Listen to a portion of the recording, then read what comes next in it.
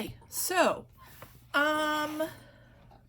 A few words about the readings this week. This is a relatively short unit, but I think it's an important one. And there's a nice cohesion, there's a nice unity to the materials for this week, I think. I actually start us off with some readings by Elaine Showalter. She has a book called The Female Malady, and she's actually identifying and examining and analyzing afflictions of women in the Victorian era in England. Now, this is the 19th century, it's in England specifically, and those are the materials she looks at.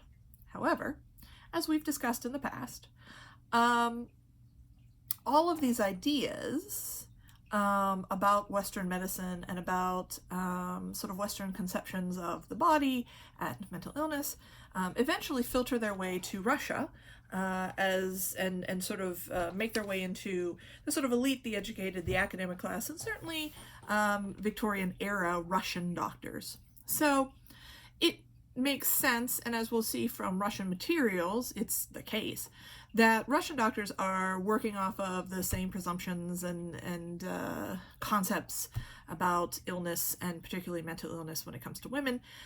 So that makes sense. And we see in Showalter, and something I'd like you to keep your eye on, that one, and this just becomes immediately apparent, women's mental health is tied in the minds of these doctors and these professionals to their reproductive systems, to the phases of their life as it relates to reproduction. So puberty, pregnancy, childbirth, and immediately thereafter, menopause, the incidence of first menstruation, what we would now think of as postpartum depressions and things of that nature. They regard all of women's mental health troubles, whatever they may be, as being fundamentally related to their reproductive system. And in a literal physical way, like physically the uterus and its processes are affecting women's brains. I mean, this is the sort of foundational concept as when it comes to women's illness in the 19th century. And this is an idea that's picked up across Europe. I'm sure you've heard of hysteria.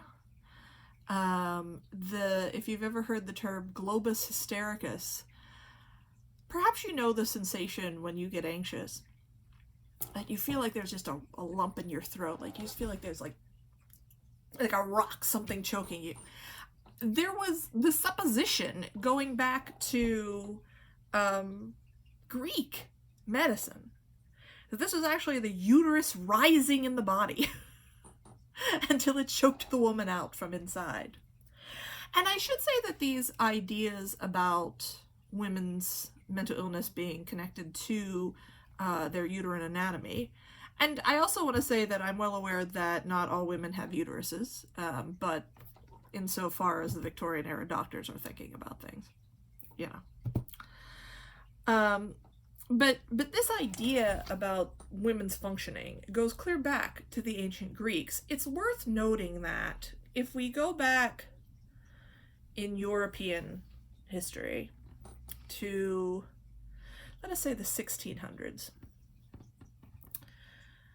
there, as we know, prior to a certain point in the Renaissance, in even the late Middle Ages, and there's a rediscovery of classical learning that happens in Europe, and this leads eventually to the Enlightenment, and we've talked about the Enlightenment and its ideas getting to Russia. The transition that sort of happens in Europe is that there are spiritual explanations for mental illness until these classical ideas from the Greeks and the Romans are rediscovered and brought back into circulation throughout the 15 and 1600s, culminating sort of in a major transition that happens around the 1600s. And it's worth thinking about that these classical ideas are based on this Greek concept of the humors, which I think we've probably brought up in here at least once before.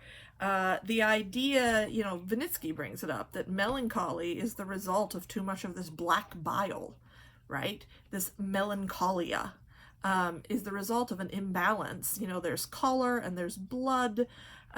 You can there's bile. There's these liquids in the body that must be brought into balance. These are typified by hot, cold, dry, wet. So phlegm is wet and cold, and blood, right? Blood is hot. Black bile is cold, right? There's this and this in the Greek conception extends out into the four elements: earth, air, fire, water, etc., etc. Right? There's this whole world of associations that this all seems to bring together in the Greek mind. In the Roman mind, it gets passed forward into the European mind upon the rediscovery after the Dark Ages of these ideas about learning. We see Vinitsky talking about it, in the 1700s in Russia, this idea of melancholia, the disease of black bile. And so these ideas about humors and balance maintain well into the 1700s and even into the 1800s, where we begin to get better scientific understandings of the body, of what we would eventually think of as, germ theory, etc., etc. But there's still plenty of holdovers from that. And so there's really still latently the idea that, women's humors are largely controlled by their reproductive functions, and they will get out of balance as a result of all of these uterine complications. Another thing to think about is the history of associations that go with femininity. In Europe, in European culture, there is a long-standing assumption culturally, and this goes back to many things, many hundreds of years ago. But I think we're familiar with some of these tropes already, that, whereas men are seen by European men as being rational and civilized in a literal sense, right, as in constructing civilization, mechanical, organizational, rationalizing, planning, right? Women are seen, because of their reproductive function, as being more closely tied to the natural world, and therefore more irrational, because it was the European frame of mind after a point in the development of Western culture to frame nature as being counter to reason. This goes back to Plato in a sense, when we think about the division between mind and body, which again Western culture holds as a divide and a kind of opposition. By the 1600s, you have Descartes talking about this divide. It's what separates humans from animals, supposedly, etc., etc. Point being, women are thought to be closer to this, frankly, uncontrollable by men, and anxiety-inducing natural element, because women participate in general,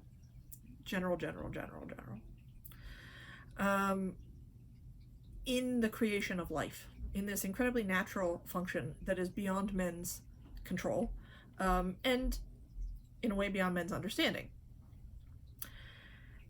And this, in the European mind for hundreds and hundreds of years, sets women sort of apart.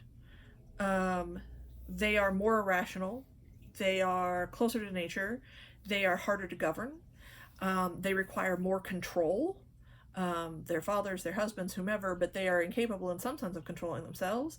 This leads either to the view that they are sort of insatiably sexual, or on the other hand to the idea that sex is horrifying to them, We get expressions of both of those ideas in the Victorian era. It's this whole cluster of ideas, and we can kind of tease this out more, but there's a whole cluster of ideas in European culture that go clear back into the Middle Ages that is informing this idea. And so we have this idea, one, that women are more mentally unstable than men generally. And two, this mental instability is the direct result of this scary ability they have to make life. And this comes out in various ways that Showalter, you'll see in the reading. It's worth pointing out that Showalter sees alternative readings to this, and this is something I want you to think about, discuss online, discuss in the Zoom call if you come to it, that there is an alternative, Chief is yelling at me, there is an alternative way of understanding the fact that perhaps first menstruation and puberty, pregnancy and childbirth, menstruation, are particularly mentally difficult phases in women's lives, not because of anything biologically connected to their uterus per se or their reproductive function per se, but for social cultural reasons. And so that's something, those alternative explanations are something I'd like us to keep our eye on this week. Showalter also talks about, she singles out a few particular diseases from the Victorian era, mental diseases, one of which we're still familiar with, anorexia. There is an interpretation by doctors at the time. It fits in with Victorian culture in a certain way, having to do with the self-denial that is expected of women. Even at the time, there are women who stand up and say that, Florence Nightingale is brought up, see anorexia and its self-deprivation as an expression of women's frustration about the deprivation that they feel in other areas of their lives. So there's alternative readings to these doctors' analyses that occur even at the time. We also talk about the difference between hysteria and neurasthenia, and the conflict in particular with hysteria being that, on one hand, the cure for hysteria is that a woman be allowed to rest, that she be given a break from her wifely and her motherly and her womanly duties.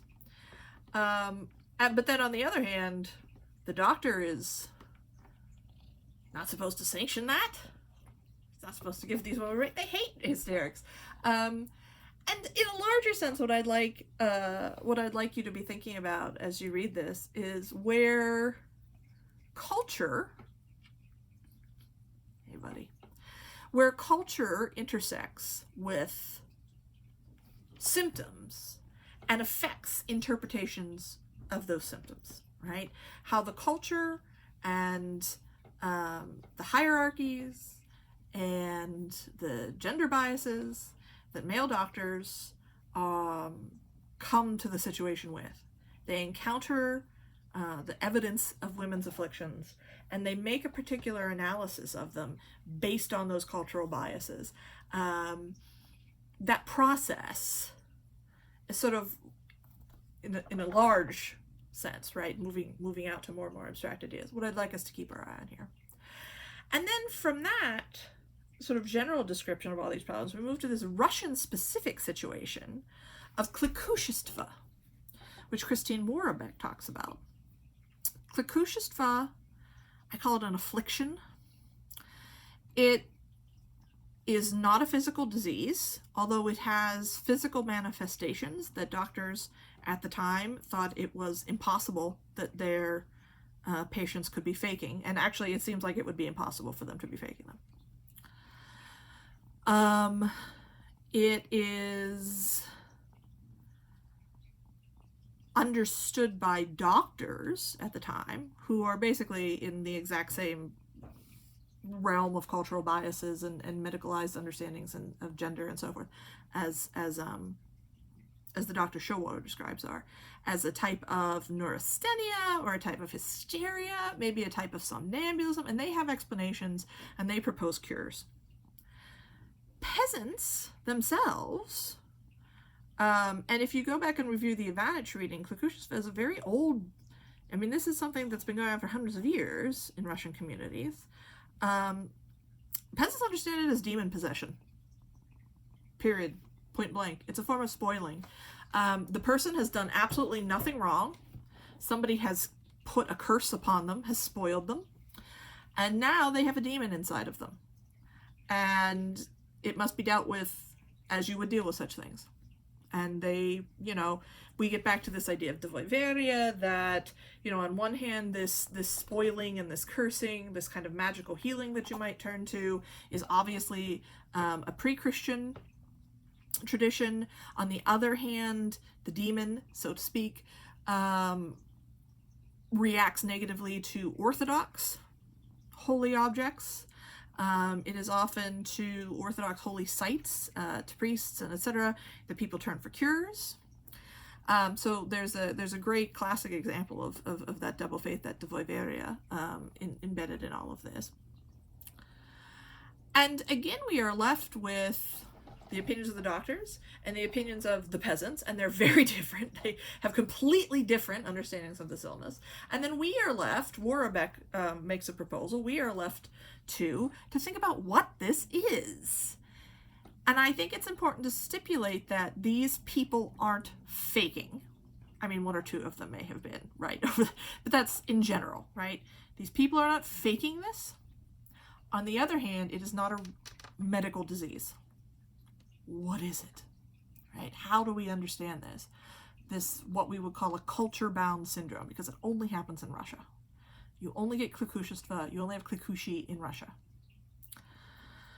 And so, you know, another thing that I'd like us to be, you know, in that abstract sense, thinking about how cultural biases and even just perspectives affect our interpretation of objective physical presentations of symptoms and etc. There's a very Russian specific example of this. And I would point out too that in both of the cases, that you know, both the things that Showalter describes and that Warbeck describes have heavy class elements in them. Because when Showalter is discussing Victorian English doctors talking about neurasthenia and hysteria and the delicacy of women as they move through these stages of their reproductive life, they are talking specifically about upper class Victorian women, not necessarily aristocrats, but, you know, also the bourgeoisie, you know, the wives of the bourgeoisie, the middle classes, the merchant classes, etc., etc.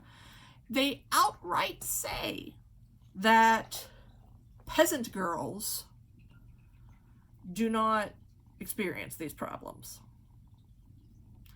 And it gets racialized in a hurry. We hear that in particular, Irish peasant girls are not bothered by this. And of course, this has to do with the racialized understanding of Irish inferiority in the British Empire well through the 19th century. We are told that African women, that Black women in general, that Indigenous women and Native American women cannot suffer these conditions. There is obviously just racism involved in this, but also a sense that somehow women who are left closer to nature,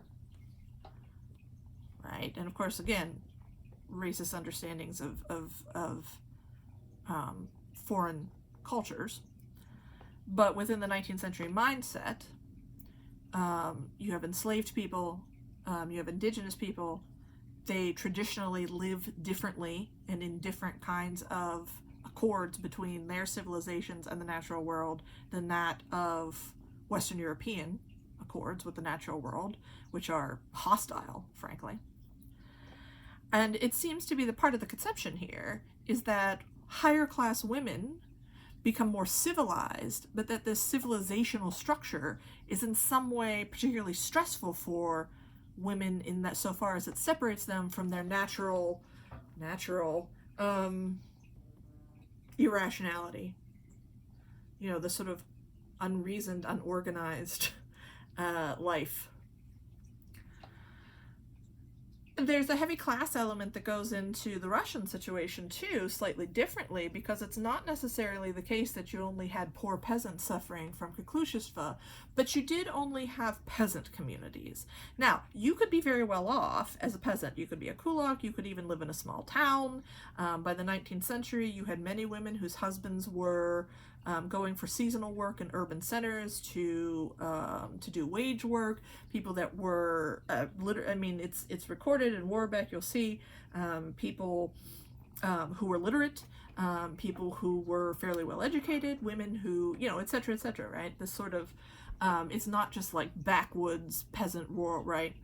However, this is all happening in a time when there is a great deal of consternation in Russian elite society. And again, by elite, we don't just mean aristocrats, we also mean this kind of bourgeoisie, this middle educated academic class, and we've seen them before, these alienated intellectuals and so forth, people who are doctors, people who, you know, are occupying these kind of mid-level government positions, etc., etc.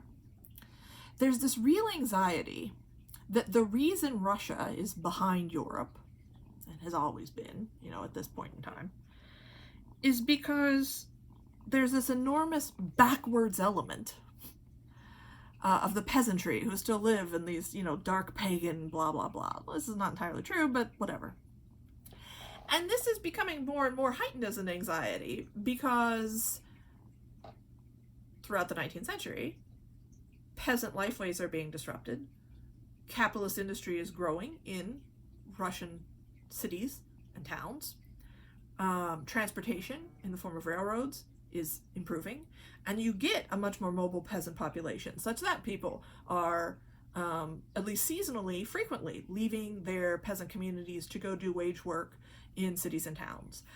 There's a great deal more social mixing after the freeing of the serfs. Come see, comes on. After the freeing of the serfs, there's more social mixing, and this is all extremely anxiety-inducing, right? For these higher class individuals, like, peasants are touching me, and they see these peasant lifeways as being backwards, and there's this fear that this is what's holding Russia down. It's gonna spread. It's really people, you know, in terms of class being seen as a contamination. And Klikushestvo is seen, and this is why it begins to attract attention, such that Warbeck can draw on studies that occur at the time, you know, of doctors, like urban doctors, going into peasant communities and being like, what is this, you know, and examining Klikushestvo, because this is seen as one of these markers of how backwards and contaminated by atavism and irrationality and so forth these peasant communities are. And so in that sense, these are not just very gendered determinations, of course they are, they're also very classed determinations. So that's something else for us to keep an eye on, right? And then finally this week, it's not up yet, I have to scan it today, because I just found a physical copy of it recently. There's a short story to read, Solovki, about a klikusha. So, you know, I figure we'll get to that more next week, but, you know. And so, you know, I suggest that you review, within this module, I suggest that you go back and review. You don't have to completely reread it. In fact, if you skim the Ivanich reading that we had in the first module, if you skim it, you'll find that there's like maybe 3 pages where she talks about Klikushestvo specifically. So if I were you, I would pull that up, scan it until you see Klikushestvo, and then read, right? Because there's like 3 pages there. I forget what they, maybe like page 106 or something. I'm not entirely remembering, but so I would say review that. And also, if you think back to that first module, we also read about female holy fools. Now, Klikushestvo is not holy foolery, but it might be worth, again, just sort of reviewing, thinking back to this, because one of the main thrusts of that article, you know, in thinking about female holy foolishness, is the fact that you could not have women enacting holy fool behaviors in the way that it's traditionally thought of. Going into the streets, being naked, being violent, being provocative, being vulgar, living off handouts, etc., etc. Women did not engage in those behaviors that are classically associated with holy foolery. We have accounts, if you think back, of women's secret saints, right? They act like, the drunkard in the nunnery. They act like they're drunk. They act like they're unholy. They act like they're sinners when secretly they are very holy people. Later on, you get women saints who are called holy fools, more because the longer the tradition goes on in Russia, it gets more and more attached to prophecy. And so you have women who are considered prophetic and therefore, canonized in that tradition and sort of accounted to holy foolishness. But this core of holy foolish behavior, where you go out and you're just super confrontational, and like I said, you're naked and you're hitting people and you're kissing people and you're wallowing around in the streets, women did not ever participate in that tradition because they could not, because it was dangerous, right? To this day, women wearing anything are not safe when they go out and confront the public. But they are certainly not safe when they are naked and harassing people, right? And so this gets us to a larger point about the restrictions that are placed on women's expression. And of course, as an extreme example, women don't get to be holy fools. But in a larger sense, those restrictions on women's expression go down to a much less intense layer than that. And culturally speaking, if we see, as we know, holy foolery was extremely common, right? It's not just like one or two guys who are holy fools, right? There's one in every town. There's several in every larger town. There's dozens in every city. They're all over the countryside. Are they real holy fools? Are they faking it? Are they actually mad? Who's to say? But I mean, there's just hundreds and hundreds. If you think over the centuries, thousands and thousands of people. It's a major cultural outlet for marginalized men.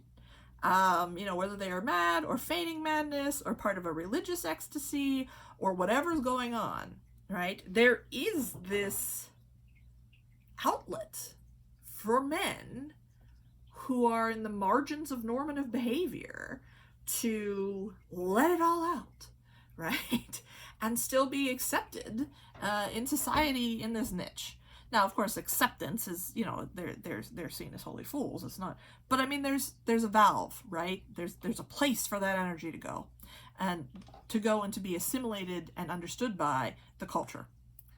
Women cannot participate in that outlet. And one thing I'd advise to consider is that, well, where does that same energy, when women have it, in Russian society go? Well, one of the places might be Klikushestvo, right? And so we can maybe think back to holy foolery, and even though they're very different in many ways, think about them as complementary in some ways. So, yeah, that's where we are for the next 2 weeks, and look forward to talking to you on Thursday.